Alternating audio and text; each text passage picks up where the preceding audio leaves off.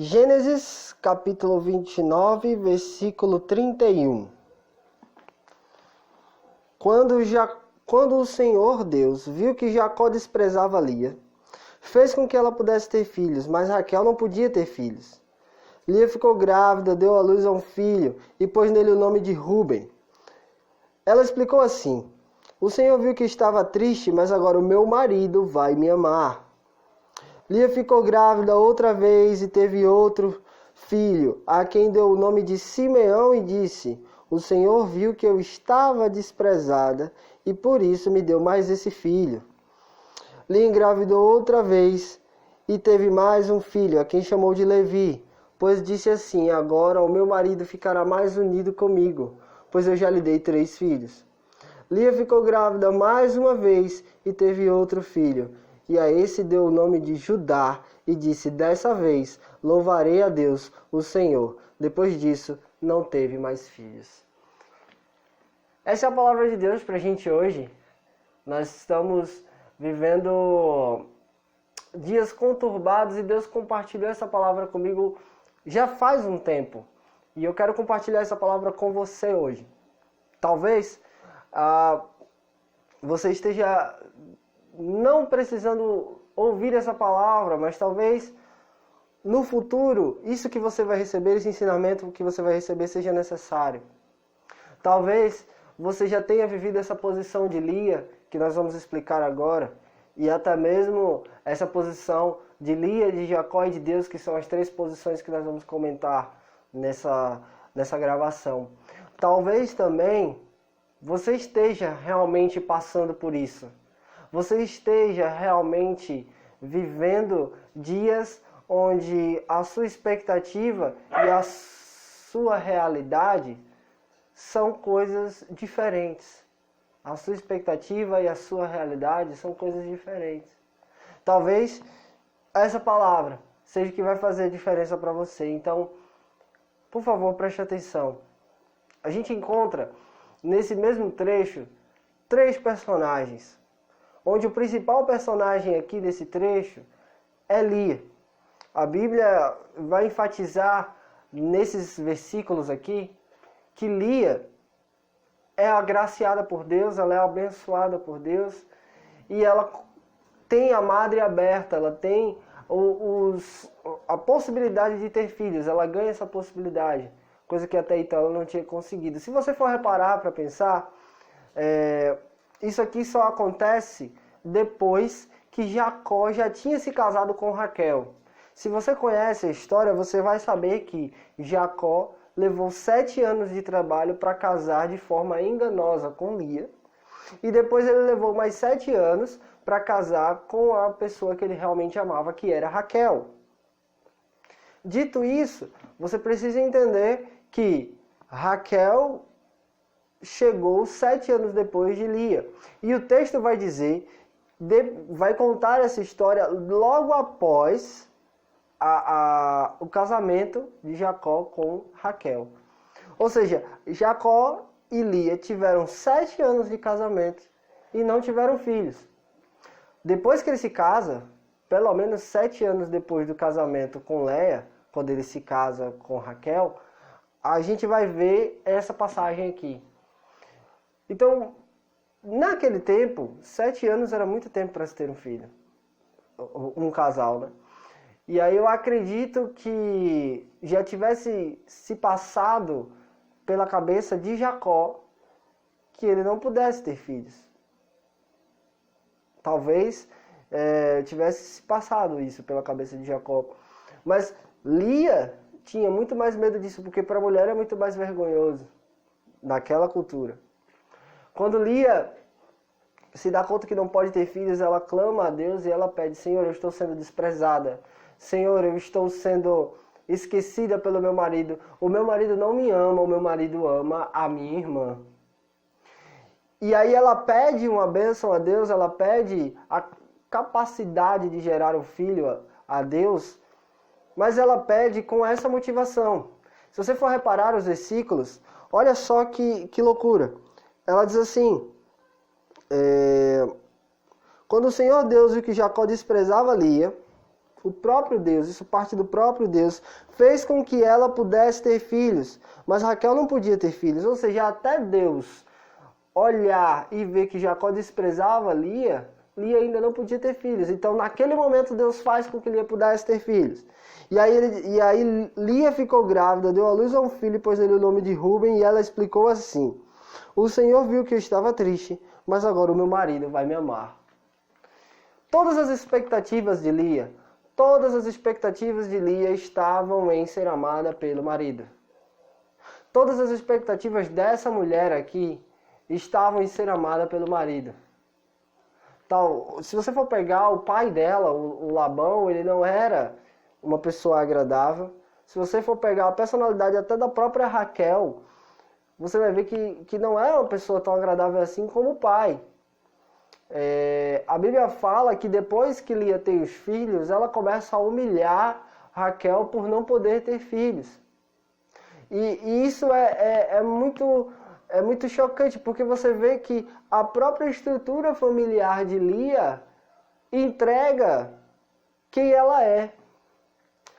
E aí essa fraqueza emocional, essa fraqueza estrutural da Lia, faz com que a Lia peça a Deus uma coisa com a motivação errada. Gente, não há nada errado em você pedir uma bênção a Deus. No caso dela foi um filho, talvez no seu caso seja um determinado emprego, um determinado curso. Talvez no seu caso seja um casamento. Talvez no seu caso seja a restauração de um casamento. Talvez no seu caso seja a cura de alguém, ou a sua própria cura, ou mesmo até um caso de drogas na família, ou um milagre financeiro. Não importa.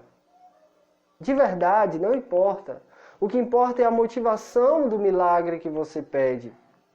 Então Lia atribui o milagre, ela direciona a bênção que ela alcançou para o fato de o marido dela não amar. Para o fato de agora, antes eu era desprezado, agora o meu marido vai me amar, agora o meu marido vai estar comigo porque eu dei um filho a ele. E ninguém vai dar atenção a outra pessoa por uma coisa que pode ser padrão. Para a mulher daquela época era padrão dar filhos para o seu marido. E aí o Jacó ele não olhava para ela antes, não era porque ela não dava filhos, porque Raquel nunca deu filhos para ele e ele amava Raquel. Se você volta ao capítulo anterior, você vai ver que o próprio escritor diz: olha, Jacó aceitou trabalhar mais 7 anos e para ele 7 anos passaram como se fossem dias, porque ele amava Raquel. Ele amava Raquel. Mas no caso de Lia, não. E por ele não amar Lia, Lia ficava criando a expectativa errada em cima de um relacionamento errado. Deixa eu te falar uma coisa. Para de pedir as coisas a Deus com a motivação errada. A palavra de Deus vai dizer lá em Tiago que a gente pede e não recebe porque a gente não sabe pedir. A gente pede para os nossos próprios deleites, para as nossas próprias motivações, pelas nossas próprias concupiscências. A Bíblia, ela está cheia de relatos de pessoas que pediram bem. E eu quero que você peça bem. Mas cuidado onde você está colocando suas expectativas. Não coloca as expectativas nas coisas erradas. Não faz as coisas, nem pede para que Deus faça as coisas para você ser notado pelas pessoas. Ei, quem precisa te notar é Deus. E Ele já está te notando. Ele precisa simplesmente que você levante a mão e tome posse daquilo que foi feito na cruz por você. Jesus já consumou tudo lá. Tudo é seu. Tudo é seu. Não precisa você estar pedindo uma coisa a Deus para criar uma determinada expectativa, uma coisa que não é para você. Se essa pessoa que está com você, ela não presta atenção em você, ela não te ama, sai dela, cara. Isso se você não for casado, tá? Mas se você tem um emprego e você não se sente valorizado nesse emprego, sai dele, empreende. Mas para de pedir que Deus faça as coisas para que você seja notado. Deus não vai fazer nada para que você seja notado. Deus só vai fazer as coisas para que Ele seja conhecido através de você. E aí Deus dá uma chance a ela, e aí ela diz, olha, agora o meu marido vai me amar. E a história continua. E Deus vai dar mais um filho a ela e nada vai mudar. Olha o que ela diz no segundo filho. Ela diz o seguinte, Léa ficou grávida outra vez e teve outro filho, a quem deu o nome de Simeão e disse, o Senhor ouviu que eu era desprezada e por isso me deu mais um filho. Depois do primeiro filho, não era para ela ser desprezada mais, de acordo com o que ela falou lá. Ela mesma disse, olha, agora o meu marido vai me amar. E na sequência o marido dela não a ama. E ele não a ama como ela espera que ele a ame. E aí você olha e você vê, meu Deus, ele ainda não a amava como ela esperava. A expectativa dela ainda não foi correspondida. A expectativa dela ainda não tinha se tornado realidade. E aí ela continuou colocando a expectativa no lugar errado. Brother, Deus, Ele é muito top. E Ele é misericordioso. Ele é rico em graça. Ninguém vence Deus no dar. E Ele vai e dá mais uma chance a você, assim como Ele deu ali. Ele deu outra chance a ela. Ele deu o primeiro filho. Ela não reconheceu, nem colocou as expectativas no lugar certo. E aí ele muda a conversa. E a mãe que não podia ter filhos antes, agora tem 2 filhos. Só que no segundo filho ela disse a mesma coisa. Deus viu que eu era desprezada e me deu mais um filho. Como se o meu desprezo se resolve nessa criança que nasceu. Quantas mães estão colocando as esperanças nos seus filhos? Quantas pessoas estão colocando as esperanças na sua bênção? A sua esperança não pode estar na sua bênção. A sua esperança precisa estar no seu abençoador, cara. Filhão, preste atenção. Se a sua esperança está na sua bênção, tem algo errado. Se a sua esperança está no seu curso superior, tem algo errado. Se a sua esperança está no seu emprego, tem algo errado. Está no seu namoro, tem algo errado. A sua esperança precisa estar no Senhor. Elevo os meus olhos para os montes, de onde virá o meu socorro. O meu socorro vem do Senhor que fez o céu e a terra. A minha esperança está lá, a minha esperança está lá. Você sabe onde esperar. E aí ela coloca a expectativa nesse filho. Ela coloca a expectativa no segundo filho. E ela está fazendo errado de novo. Entendendo isso, olha o que acontece com o terceiro filho. Aí Deus vai lá e dá um outro filho a ela. O Senhor viu que eu era desprezada e me deu mais esse filho. Aí Léa engravidou ainda outra vez, a terceira vez. E teve mais um filho, a quem chamou de Levi. E disse assim, agora meu marido ficará mais unido comigo, pois já lhe dei 3 filhos. É tipo assim, quanto mais filhos eu dou a ele, mais ele vai gostar de mim. E tem gente baseando o casamento na quantidade de filhos. Deixa eu te falar, os filhos eles vão embora. Eles vão casar, eles vão ter a família dele e você e o seu marido vão ficar. Você e a sua esposa vão ficar. E quando os filhos forem embora, no que está baseada a sua relação? Deixa eu te falar, o seu pastor tem um ministério itinerante. Ele está debaixo da voz de Deus. E enquanto você estiver baseando a sua relação com Deus na sua relação com o seu pastor, você não vai estar firme em nada. Porque amanhã ou depois Deus direciona o seu pastor para um outro país, para um outro estado, e você não pode acompanhá-lo, o que restará para você? Deixa eu te falar, e esse namoro? E esse namoro aí? Talvez você esteja baseando a sua relação nesse namoro. A sua relação com Deus nesse namoro. Porque Deus atendeu, porque Deus colocou você como o varão da igreja que você ama, que você é apaixonada. Deus te deu a menina top, a 10/10 da igreja, e você tá lá na igreja com fé e tal. E brother, e se não der certo? Você vai sair da igreja, você vai sair do ministério, você vai sair do evangelho porque não deu certo? Não baseie a sua relação na quantidade de filhos, na quantidade de frutos que você tem, mas se baseie na relação por si só. Não espere que a sua vida seja simplesmente algo que vive dos resultados positivos das coisas. Porque nem sempre haverá resultado positivo. Deixa eu te falar, na maioria dos casos haverá resultado negativo. E eu não estou jogando praga, mas eu estou falando para que você seja sincero, que você entenda que nem tudo é flores, que nem tudo é rosa. Essa história de que a graça é só vitória, é balela, é mentira. A graça não tem nada de só vitória. A graça é a certeza de que você vai vencer no final, mas que o caminho vai ter coisa estranha ali, vai ter luta, vai ter até derrotas momentâneas. Isso é evangelho. E aí não faça como essa mulher que baseou, cara, ela baseou a aproximação do marido dela. Ele vai ficar mais próximo de mim porque eu já lhe dei 3 filhos. Às vezes você está preso num namoro que já acabou. Você está preso numa relação que já foi, já era. Às vezes você está preso em uma relação familiar que já não existe mais. Às vezes você está preso numa aplicação financeira que Deus já falou que não é para você. Às vezes você está preso numa amizade que não é para você ter mais, mas que porque alguma coisa aconteceu, você diz, não, agora essa pessoa, agora esse quadro, essa relação vai mudar, porque Deus fez frutificar isso aqui na minha vida.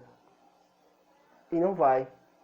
Aquilo que Deus dá para você, obviamente que não precisa se encerrar em você. Mas quando Deus não dá aquilo ali, é porque não é para ser, brother.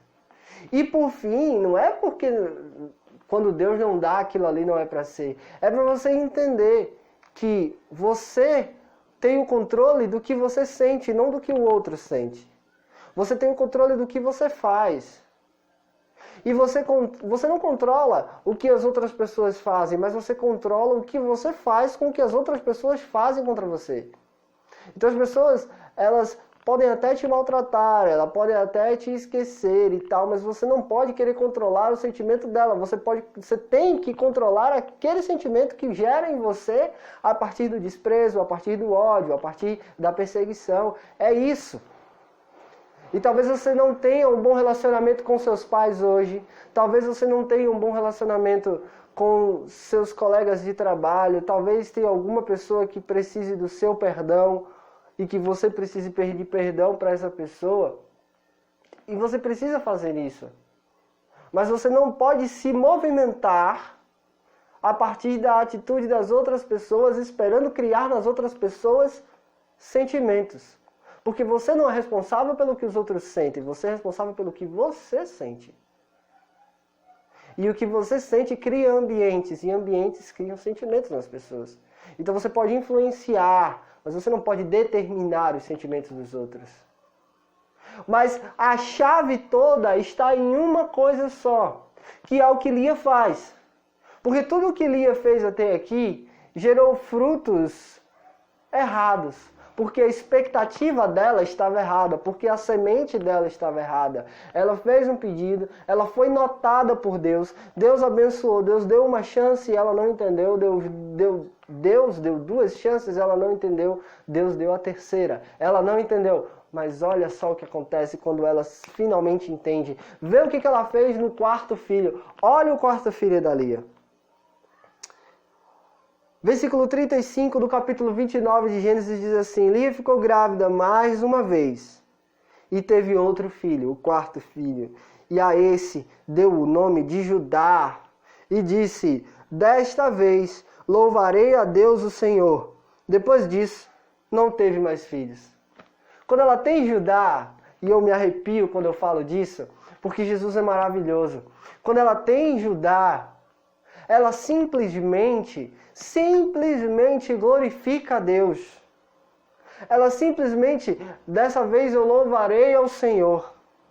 E aí daí então ela não tem mais filhos, porque ela fez o que era certo. Ela colocou a expectativa no que era certo. Ela dedicou a bênção dela de volta para aquele que era o real dono da bênção. Quando Davi consegue reunir as coisas para a construção do templo. Ele faz a solicitação das ofertas. E aí ele reúne todo o povo. E ele precisa dizer, olha, podem parar de doar. Podem parar de doar porque nós já temos o suficiente para a construção do templo. Deus já tinha dito que quem ia construir o templo não era Davi, e sim Salomão. Porque Davi tinha muito sangue nas mãos. Davi, apesar de ter a pureza de coração, mas as atitudes de Davi, as atitudes em guerra, a quantidade de pessoas que Davi tinha matado, depunham contra ele no sentido das regras de santidade, das regras do sacerdócio para a época. Não dizendo que Davi não tinha santidade, mas Davi não cumpria as regras do sacerdócio. E aí quem vai cumprir essa chamada seria o filho dele, Salomão. Mas Davi faz a reunião dos bens e Davi chama o povo para orar, para agradecer pelos bens e consagrar aqueles bens todos a Deus. E aí Davi, na sua oração, ele diz assim, Senhor, muito obrigado, porque nós temos a oportunidade de devolver aquilo que já é seu. Aquilo que já é seu. Tudo aquilo que você recebe, brother, já é de Deus. Deus, ele te dá coisas para que o nome dele seja glorificado. Ele te dá coisas para que o nome dele fique mais famoso, para que ele seja exaltado, para que pessoas durmam melhor, porque você é um abençoado. Ele te dá coisas para que o reino dele cresça na terra, e não você, e não a sua vontade, e não o seu ego. Até aquilo que está descrito em Salmos 37,4. Salmos 37,4 diz assim, alegra-te no Senhor, e ele satisfará os desejos do seu coração, e não necessidades. Se você pega Mateus capítulo 6, versículo 22, 23 em diante, ele vai falar sobre necessidades. O 33 de Mateus 6 diz assim, busquem primeiro o reino de Deus e a sua justiça e todas as outras coisas serão acrescentadas. Mas Salmos 37 está falando de desejo e não de necessidade. Mas até os seus desejos, quando eles são atendidos, eles precisam glorificar o Senhor. Se não está glorificando o Senhor, não está certo. E aí o que eu quero chamar a atenção é, tá, Felipe, o que acontece depois que Lia diz que vai glorificar ao Senhor, que vai louvar ao Senhor pelo quarto filho, o filho chamado Judá? É simples. O capítulo termina, capítulo 29, e aí começa o capítulo 30 dizendo assim, quando Raquel percebeu que não podia ter filhos, ficou com inveja da sua irmã Lia e disse ao seu marido, dá-me filhos, senão eu morro. E aí a história continua. Mas a consequência desse ato de Lia, de glorificar ao Senhor, Lia vai dar outras cabeçadas aqui na frente. Lia vai começar a humilhar Raquel aqui na frente. Lia não era uma pessoa perfeita, mas quando ela recebeu a bênção que ela tornou o nome de Deus famoso, Deus cuidou para que aquela semente, para que aquela bênção perpetuasse. Quando você entende o princípio de ser abençoado e o princípio de glorificar a Deus por ser abençoado, outras pessoas ao seu redor vão desfrutar da sua bênção. A bênção do Senhor, ela não se encerra em você. Quando você designa a bênção de Deus com o destino errado, essa bênção morre em você, ela termina em você. Mas quando você designa essa bênção para o caminho certo, para a glória de Deus, essa bênção passa a alcançar outras pessoas. E deixa eu te fazer uma pergunta. De qual tribo veio o Salvador da humanidade?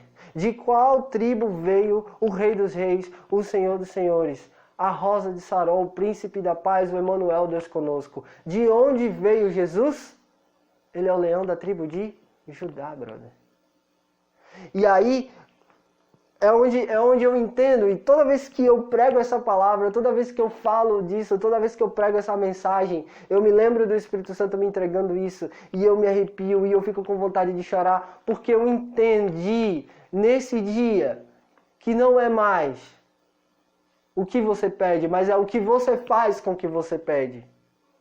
Porque naquele dia, quando Lia designou a bênção dela para a glória de Deus, ali nascia o fruto eterno.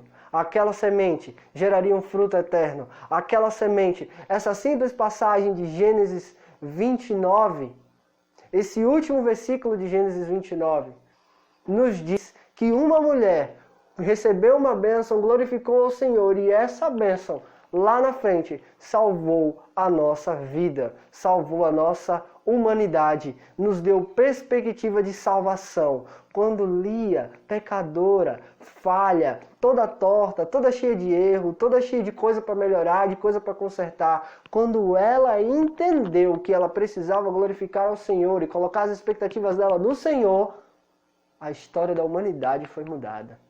E Jesus apareceu para nós. E é através disso, é através dessa mensagem, através dessa aplicação dessa mensagem, que eu quero dar a você uma instrução. Olha para Deus. Torna o nome de Deus famoso com tudo aquilo que Ele der a você. Não fica esperando que Deus entregue a você coisas que vão se encerrar em você. Mas com tudo aquilo que Deus te der, tudo, glorifique o nome dEle. E os seus frutos serão frutos eternos. Outras pessoas vão desfrutar de você. Outras pessoas vão desfrutar daquilo que Deus deu a você. A sua família vai desfrutar daquilo que deu a você. Seus amigos. Até as pessoas estranhas a você. Pessoas que você nunca conheceu. Serão ajudadas. E vão dormir melhor. Com outra perspectiva, com outra vitalidade, com outro sinal de esperança, quando você entender que tudo aquilo que Deus te dá é para a glória dele. Comece a colocar as expectativas nas pessoas certas, nas coisas certas, ou seja, em Deus e nas coisas do alto, Deus e as coisas do céu. Seja o que Paulo chama de embaixador do céu na terra. E mude a história das outras pessoas com esse princípio simples de dar a Deus aquilo que pertence a Ele. Que Deus abençoe você. Eu quero orar pela sua vida agora. Senhor, que toda pessoa que esteja assistindo esse vídeo agora, que toda pessoa que esteja ouvindo essa palavra agora, seja simplesmente no áudio, seja em vídeo, que todas as pessoas, nesse momento que estiverem em contato com essa mídia, que elas aprendam a glorificar o seu nome em tudo. Que o Senhor seja o Deus que torna a vida delas e de outras pessoas, através da vida delas, uma vida melhor. Que essas pessoas aprendam a depositar as expectativas delas no Senhor. E que o teu nome seja glorificado dia e noite, e cada vez com mais fama, cada vez com mais glamour, cada vez com mais intensidade, o Senhor seja conhecido aqui na terra. Te louvamos e te engrandecemos por tudo. Amém e amém. Que Deus abençoe, brother. Fica firme. Jesus está te vendo.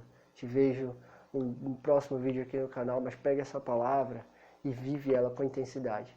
Abraço. É nóis. Valeu.